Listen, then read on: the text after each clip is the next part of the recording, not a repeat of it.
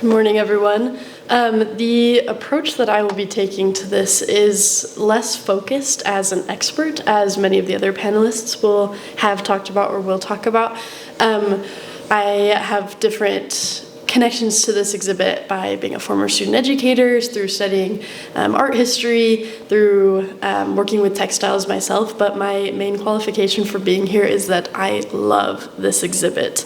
It is unique among museum exhibits, and for the artists who created it, for the people who visit it, and I'm going to express a few different levels of connections, the way that this exhibit connects humans and the earth on different levels, through the quilts themselves to the experience of the gallery, and the ways that these pieces came to be, why the artists made the decisions that they did. And I'd like to start with the visual content. This is a piece that we've seen already in these presentations today. And as we know, is called fault line. But what this looks like on the surface, to me, as just looking at it, there's this dark, leathery, textured surface on most of it, and then this deep red gash in the middle. It looks like a wound. It looks like human skin, or maybe an animal, but something living.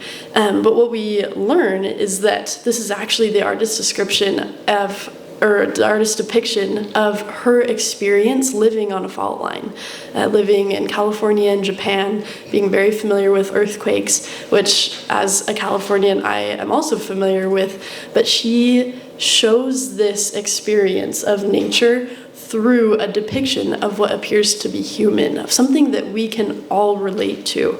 And it puts the earth in almost a human context by giving it wounds. And fault lines aren't necessarily things that are injurious to the world, but they are there, but perhaps not something that we think about a lot. But she creates this connection between things that we're familiar with and things that we may not know or think about the earth that we live on. And this leads into the artistic inspiration behind the pieces. Each of these artists in this gallery, they have a mini artist statement next to every quilt, which I love. I think it gives you, rather than what educators think about it or what the curators put together, it shows you what the artists themselves, either it's a little anecdote about how they came to to create the piece, or it's something about nature, or something that led them to this creation. Carol Fowler Gentry's Nice Ice is, as mentioned before, one of these, is something that was inspired by her experiences. This is based on a photograph that she took on an expedition to Antarctica. And she describes her experience in the description in the gallery as she's like going through a modern art exhibit. As she's gliding between the icebergs, it's like she sees different angles, all these different pieces, these sculptures of the earth that she gets to capture, and then she transforms that medium through seeing it, taking a picture of it, and then turning it into a quilt, into this art piece that we see. And adding another level of human connection to this, I couldn't help but notice the similarity to the profile of the Sphinx. It's not distinct and likely not intentional, but as a student of our ancient history, it appears as if there's a human face in this piece of nature. And so there's this additional level of the earth representing the human and being represented by the human. This kind of eternal connection, this constant conversation. Another thing, as our previous speaker just talked about, is the unique nature of these quilts as an art piece that is handled. Many paintings you do not get to handle. You don't get to move around the canvas as much, especially in traditional art. Modern art tends to break these rules in many ways, but art quilts are uniquely fabricated. For example, this Sonoran Spring, it builds off of visually, it's a representation of the artist's hometown, the place that she loves. And then the inspiration is, she turns it into this dress. But dresses aren't something that you can create in a vacuum. This is something I'll just put up on the screen here. The list of materials and techniques used is very extensive, even including such things as fake tarantulas. This is something, she made the quilt, she designed the dress, she sewed it together. When you're sewing, you usually make mistakes. You have to undo things, you have to redo things, you change your vision as you go.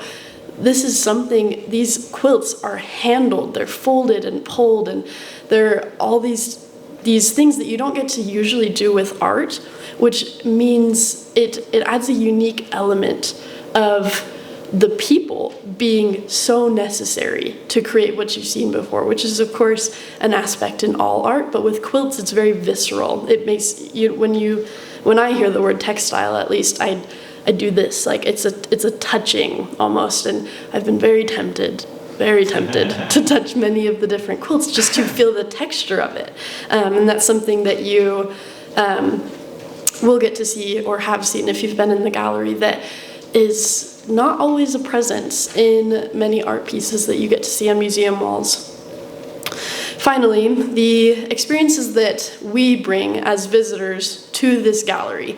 Like I just mentioned, there is more that you can see standing in front of a quilt than you can get from any image of it. And that's in the limitations of photography and color and scale and all those aspects of it, the details, but the texture of it, seeing what actually went into the process of creating these quilts.